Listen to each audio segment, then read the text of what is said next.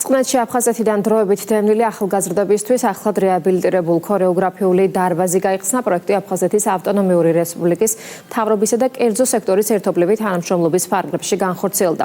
რეაბილიტაციის შედეგად სრულად განახლდა დარბაზის ინტერიერი და თანამედროვე სტანდარტების შესაბამისი ინვენტარით აღიჭურვა. დარბაზი აფხაზეთის ავტონომიური რესპუბლიკის მთავრობის თავმჯდომარემ ლევან გალობლიშვილმა აფხაზეთის განათლებისა და კულტურის მინისტრთან ერთად დაათვალიერა და დროებით დევნილ ახალგაზრდებს შეხვდა.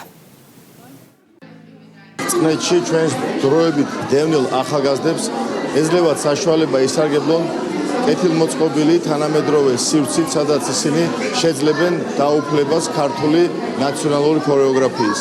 ორმაგად მნიშვნელოვანია კერძო სექტორის თანადგომა ჩვენს გვერდით. მიხარია, რომ ჩვენ ერთად აღვნიშნავთ მსგავსი შემოქმედებითი სივრცის გახსნას და მე მინდა ვუსურვო წარმატება ამ ახალგაზრდებს. მე მჯერა, რომ ეს ადგილი იქნება როგორც აფხაზეთიდან დროებით დევნილი, ასევე სხვა ახალგაზრდების უნარ-ჩვევების, მათი პროფესიონალიზმის გამოხატვის და მე ვუსურვებ მათ წარმატებას.